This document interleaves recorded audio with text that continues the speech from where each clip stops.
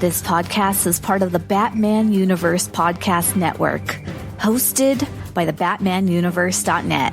Check out everything related to Batman and the entire Bat family at the BatmanUniverse.net, including news and original content related to comics, movies, television, merchandise, video games, and more. Also, check out some of the other unique podcasts that TBU has to offer.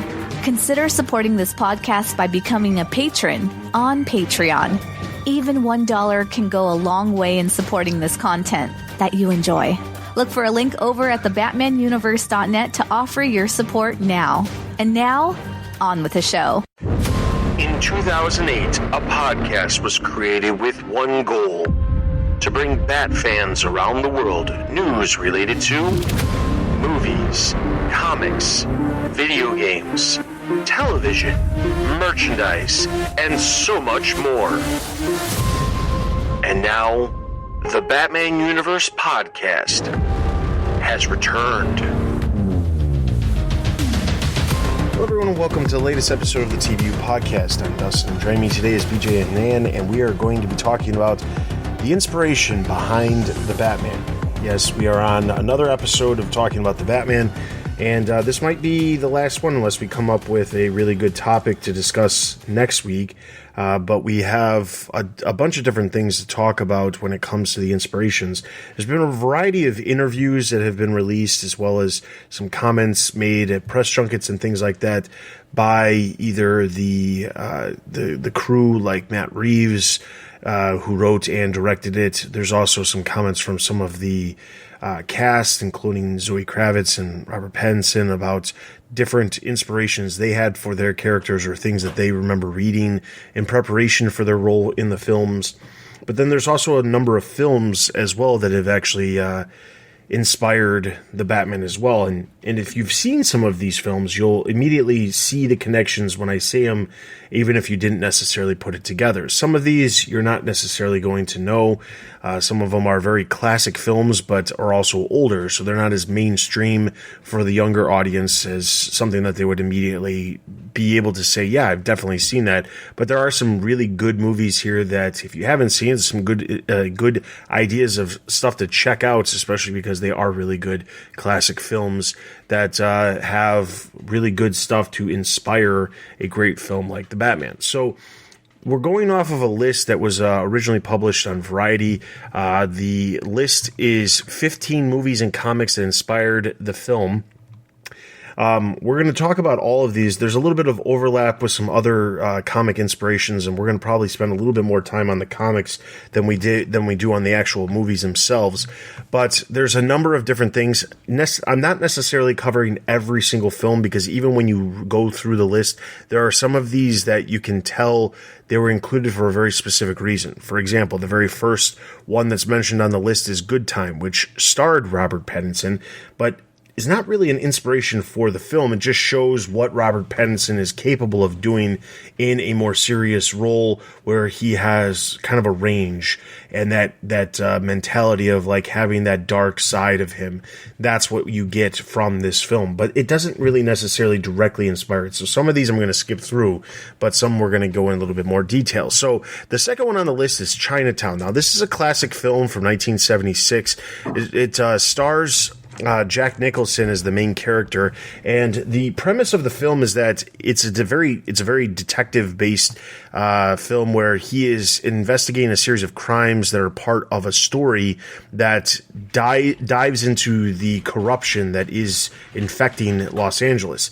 Now, obviously, just that description alone, you can kind of see how that connects to what the Riddler's trying to do with showing Batman the corruption that's in Gotham City. Matt Reeves, this was one of the films that he mentioned back at DC Fandom as one of the main inspirations for the film when he was talking back in 2020. So this is a unique film. Personally, I've seen this film. It's a really good film, but it is one of those films where, while it is a classic for film film fans, it's not necessarily going to be something that a lot of people nowadays are going to necessarily gravitate towards. The next film we've got is The French Connection. Now, this is yet another film that deals with some inspiration that Matt Reeves had mentioned. This is supposed to be a more grounded perspective and the street-level atmosphere that The French Connection is known for, that we also see in The Batman. Matt Reeves wanted to place the viewer in the seedy and raw part of the city, just as The French Connection set their story in, which was a 70s street-grounded story.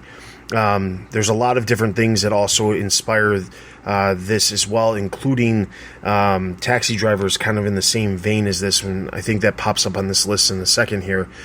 Jumping over to a comic, though, that released, Batman Ego, is one that pops up on a number of different lists when they talk about different things that have to do with the film. Specifically, he said that, Matt Reeves said that he used Darwin Cook's Ego as a foundation for exploring Bruce Wayne's complex psyche. This isn't I will say, this pops up on a lot of different lists as a book to read, but this is not one that is immediately popping up on like top 10 lists of comics to read.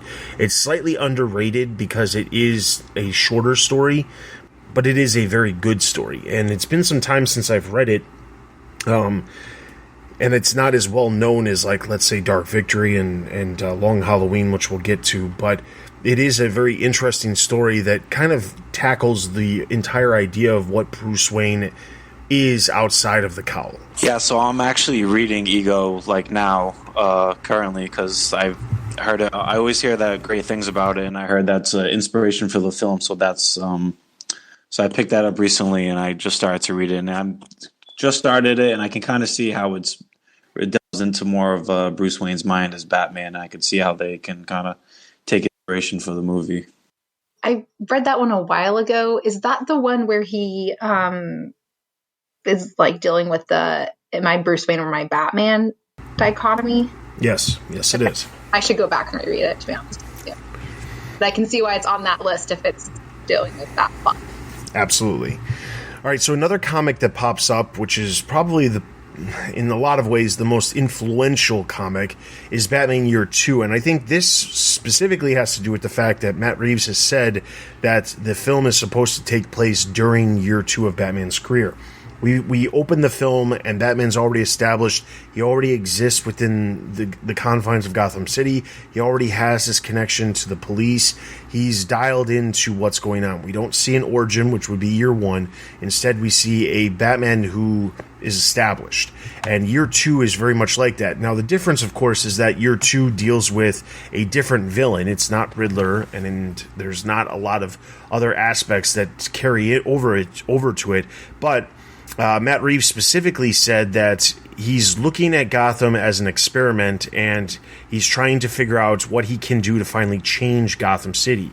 You see he's not having any effect on what he wants to have, and that's when murders start to happen. The murders begin to describe the history of Gotham in a way that only reinforces what he knows about Gotham, and it opens up a whole new world of corruption that went much further. Now, that is very similar to what Year 2 is, where there's a mystery below the surface that you don't know off of just seeing what's right in front of you. And there's that aspect, but more so the established nature of what Batman is in this universe as it begins takes place during Year 2.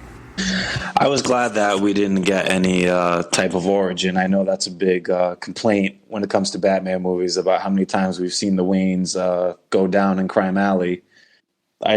We're right into it. Kind of like when they rebooted Spider-Man for the MCU, where we didn't see Uncle Ben die. It's just where he's Spider-Man, he's Batman. Let's get down to work. Mm-hmm. I actually enjoy the origin story still, but I like what the scene provides, like starting years into it versus like right off the bat. I think we mentioned this in like one of the prior podcast episodes where you have history that you can reference in the movie, and you can't quite do that with an origin story. So I really liked that. And then is year 2 one of the comics where like Alfred is depicted walking with a limp or a cane? That is going to be Earth 1. Earth 1, Okay. Batman Earth 1. Yes, that's what I'm thinking. And we will get to that as well. All right, so the next one, we're going to jump back over to the movies. And the next one is The Zodiac. This is the 2007 crime saga by David Fincher that focuses on the real-life Zodiac killer. The entire premise of the Riddler set in The Batman by Matt Reeves is intended to be a version of, or not version, but very much like the Zodiac killer. He has no problem making himself well known. He's all about the notoriety that comes with doing these heinous acts that he's doing. He also has absolutely no problem reaching out to the police and kind of gloating about what he's doing. So that's a lot of what we see when it comes to the Riddler in the film, and you can see those direct inspirations for anybody who has seen that film. I saw this film years ago when it first came out, and I can immediately see the connections, but I've also seen some documentaries, crime drama, crime docs and things like that about serial killers, and in other things like even Mindhunter that kind of delves into serial killers. And I remember, not necessarily Mindhunter, but in some crime documentaries that I've seen them talking about the Zodiac killer, it's kind of creepy how much the Riddler comes across like that, up until really the end of the film when he comes across as kind of like this cult leader. It's not so much about the Zodiac anymore. It's more about the fact that he really believes he's trying to like change everything for the better. And that's not so much about the Zodiac as it is, honestly, some other serial killers that exist in the world. All right, the next one that they mention is Batman Shaman. Now, this is the 1989-1990 story, 1990 comic book series, Batman Shaman, that was part of Legends of the Dark Knight. Specifically, Pattinson said that he used this as one of his ways to actually fall in love with the character, and said that it's almost a dream state the whole time when the series is happening. It was like, oh, that hasn't really been touched on. There's kind of a mysticism to it. And Batman Shaman, the story goes that Batman finds Bruce Wayne being saved by a shaman after injuring himself in the Alaskan mountains. This is in the days before his tenure as Batman begins. The shaman tells Bruce a myth about how bats learn to fly, which partly inspires Bruce's journey into becoming the Cape Crusader. And then Pattinson said that this is how the mysticism of the comic actually inspired how he moved when he was inside of the bat suit.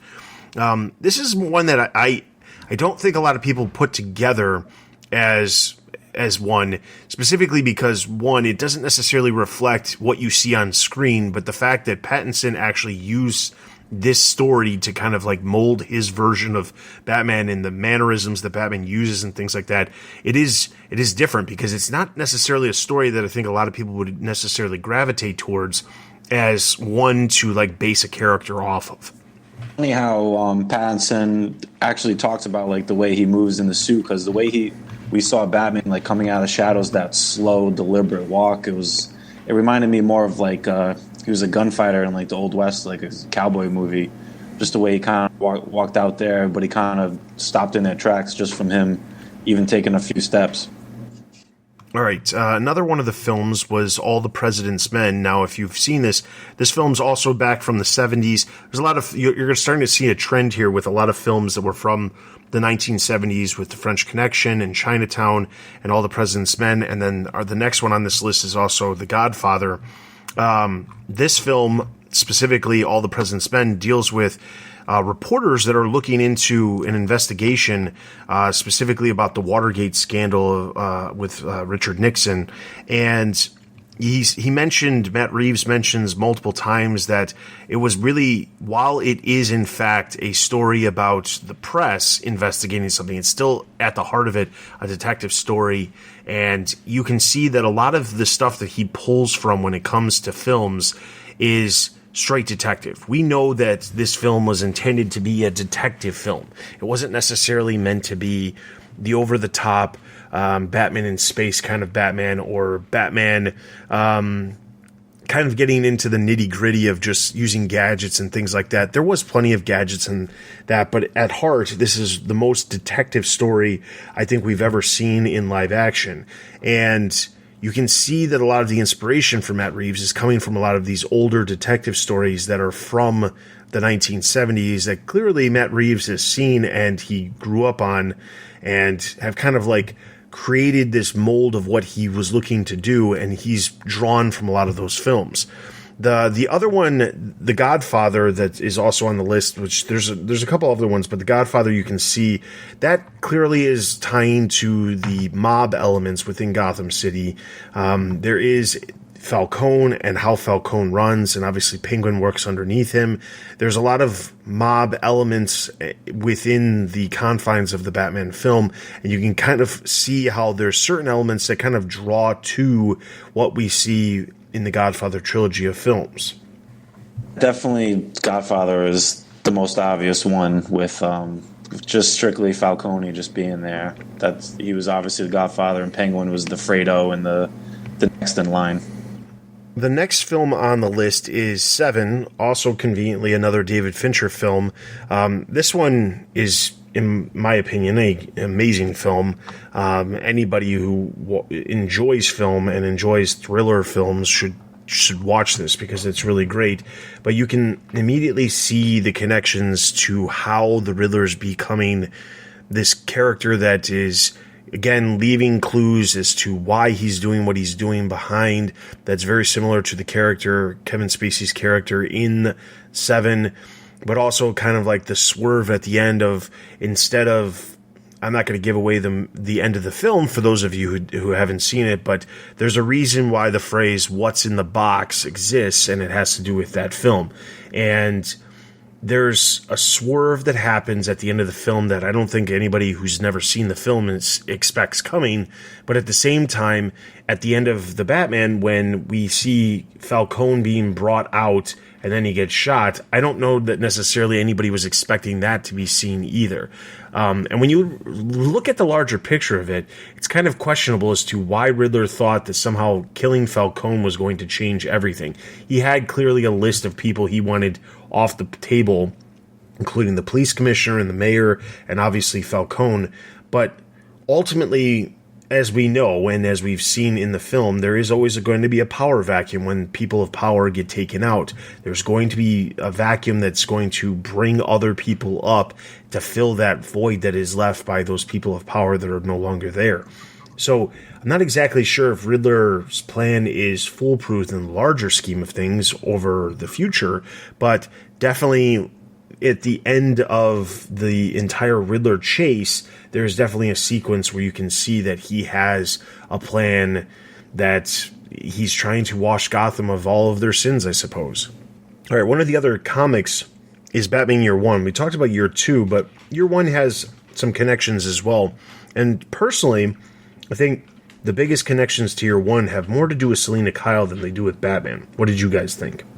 I would agree. Well, for the number one, her interaction with the girl, I don't remember her name now. Annika. Thank you. The girl that she was worried about when the movie had first started, and she referenced the girl, her friend or whatever. I remember I leaned to my brother and I was like, "Oh yeah, the girl from Year One." I think in the movie or the comic, I don't remember what her name is, but I don't think it's. And then I was like, "Oh, okay, so it's not like the sister relationship that I was thinking it might have been, or that kind of relationship, but rather that they were just friends." But they kind of like supplemented that girl's character with Annika's character and had the same dynamic and the same like thing that got her going, if you will. And then her scenes and her whole look reminded me of Year One, like the shorter hair and the suit and everything, and where she lives and the grimy side of it. Kind of, I could see that they were like pulling that inspiration from that comic.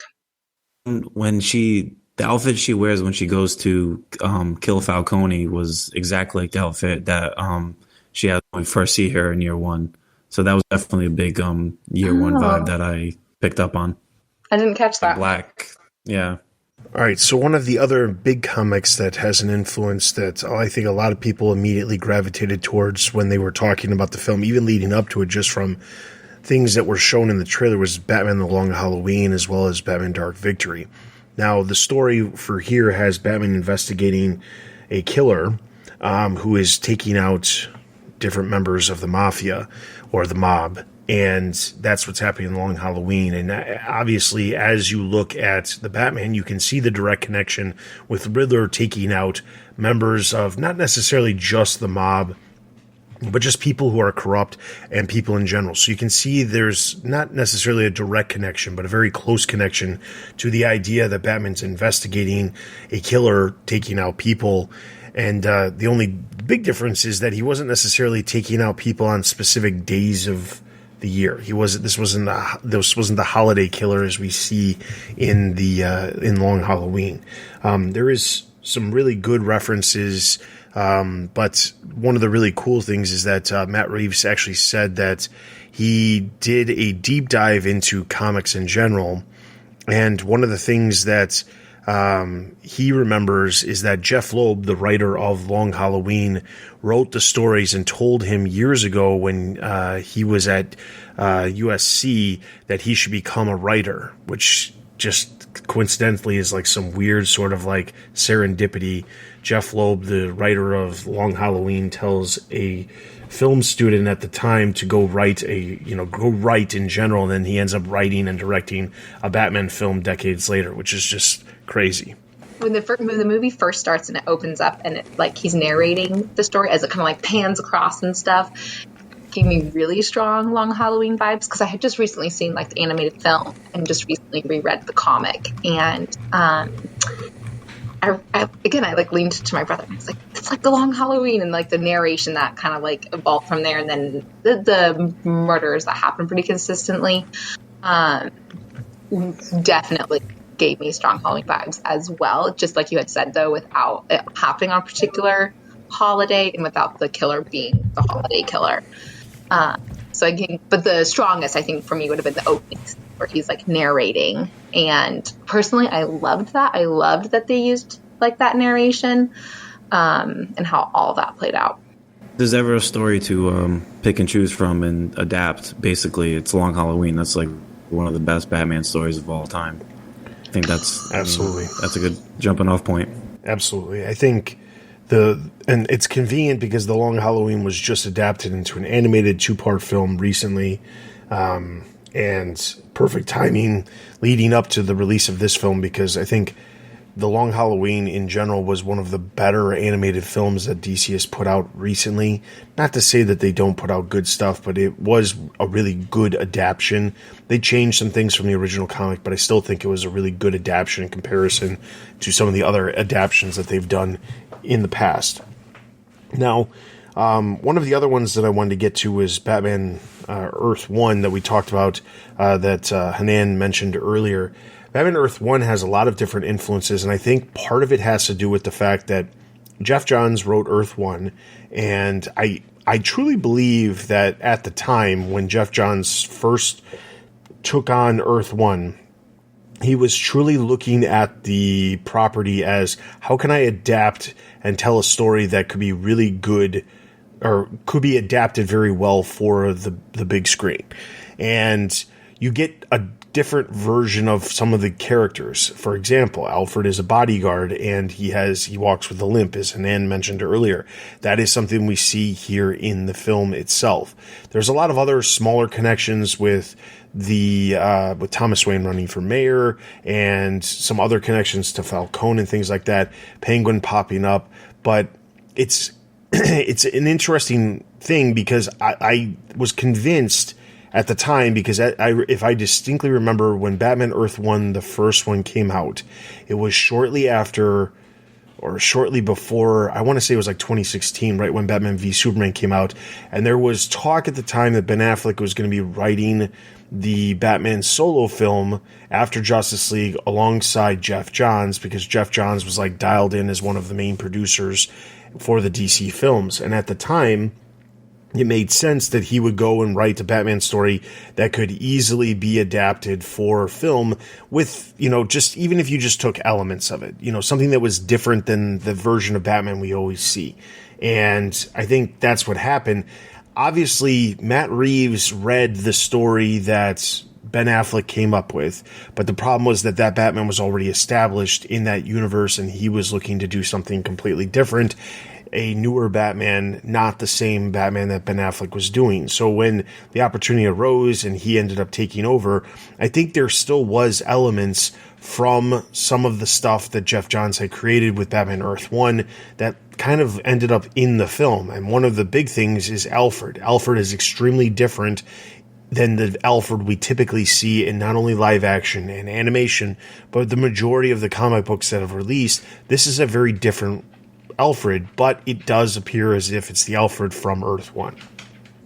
All 3 volumes of Earth 1 could play out as could be adapted into animation or live action. Like that could be a trilogy into of itself, but definitely Alfred's the most different from Earth 1 to our regular Alfred, where I don't know if Earth 1 Alfred even has a mustache like our regular continuity Alfred, but in the Andy Serkis Alfred teaching Bruce how to fight, similar to Earth 1, where he picked up all of his Bruce Jitsu, as we read in the before the Batman novel. But I wonder, and Alfred gets a lot of play in the Earth 1 movie, in Earth 1 comics, but in the movie Alfred kind of got shortchanged, so hoping that Alfred gets more playing time in the next movie. All right, and our final comic that we're going to talk about is probably best known, at least amongst TBU listeners, longtime TBU listeners, as my favorite comic series, and it's also the comic series that brought me into the majority of Batman comics, which is Batman No Man's Land.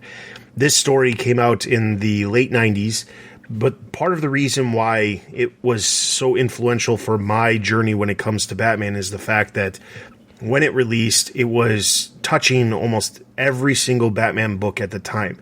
There were so many different types of Batman books. There was Batman Detective Comics as usual, but there was also Shadow of the Bat, Legends of the Dark Knight. There was a Robin series. There was a Birds of Prey series. All of these books are touching what's happening in the pages of all the event that is touching all of these different titles. And then you have special one-shots and things like that. And honestly, there's been plenty of events that have happened since then, but I was getting into comics at the time, and at the time that I was getting into comics, the first couple of volumes of trades had been released for this, and that's what got me really invested into seeing these massive, ginormous stories that focus on so many different characters, but also involve so many different creators at the same exact time.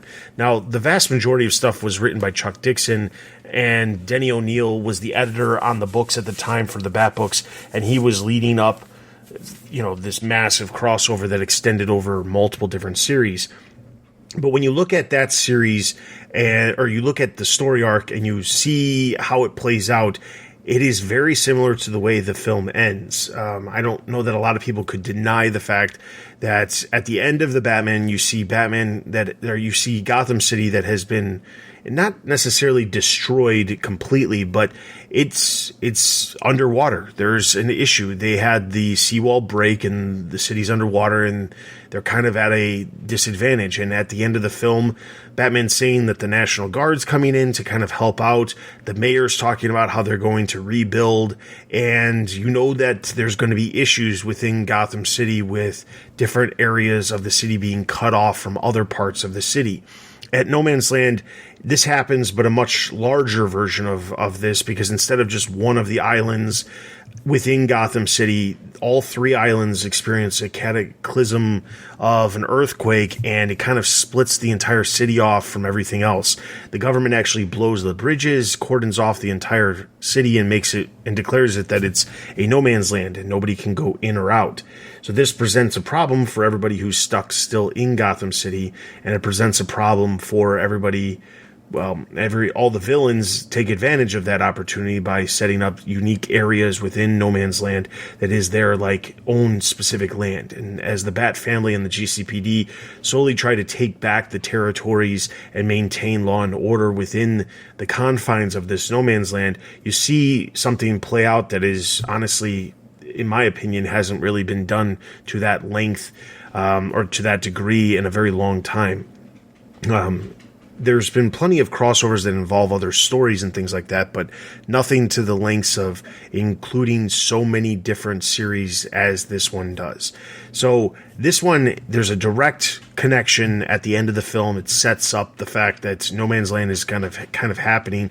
It sets up the idea that there's going to be different areas within Gotham City that are potentially going to be taken over by certain factions, or Penguin, for example, is eyeing part of the city, and there's other characters that are going to obviously fill that void that is taking place within Gotham City. So No Man's Land, by far one of my favorite comic stories, but also one that's doing a great job of being an inspiration for the film, and also seeing it play out. It feels like it's a possibility that it could inspire the next film as well.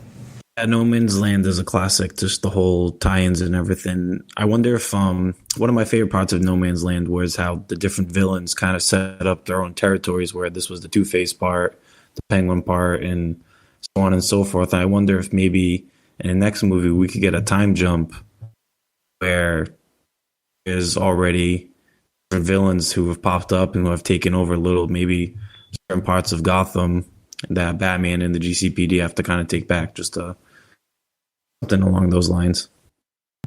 Yeah, I agree completely. I think that it would be an interesting way of doing it. Also, I mean, I'm all for introducing characters for the sake of introducing characters without them necessarily having to have a huge major role. But that would be one way to do it. The other way, which has kind of been hinted at in the past, but never really plays out the way anybody ever expects it to, is when they're walking through Arkham Asylum and you see like the nameplates, and they might hint at somebody who's in a cell, but they don't really ever show it. But No Man's Land allows you to do that, where Batman could just take out some villains very quickly, a variety of different characters that are there. So that is the inspiration. So that's going to wrap up this episode of the TBU podcast. I want to encourage everybody to head over to the website for all kinds of news related to movies, merchandise, video games, comics, everything else related to the Bat fandom. You can find us on all kinds of social channels, including Twitter, Instagram, Facebook, YouTube. We're over on Discord. You can find all of our social links at the top of the page over on our website. You can also send us an email at tbu@thebatmanuniverse.net. We'd love to hear your guys' thoughts on the movie itself, either by using Discord, leaving a comment, or sending us an email. That is always greatly appreciated and helps us have other topics. If you do have a topic that you'd like us to discuss in relation to the film, or anything else for that matter, be sure to let us know by getting in touch with us. Outside of that, I do want to encourage you, if you are interested in supporting us on Patreon, if you do, there is the ability to get early episodes released to you uncut. Shortly after we record these, we do release uncut, unedited versions of these podcasts to our Patreon supporters, so you can find links to that over on the site as well. And finally, the last thing I want to mention is, if anybody out there is interested in, suddenly has a resurgence of Bat fandom and would like to share it with anybody else, we at TBU are always looking to recruit people to review comics, write editorials, all kinds of different stuff. Everybody here writes different types of content for the site, and it's a variety of different opportunities for you guys to come on board and help us out with. So if you have any interest, be sure to get in touch with us via email, tbu@thebatmanuniverse.net. With all of that being said, for BJ, Hanan, and myself, thank you so much for listening to this episode. We will see you guys next time.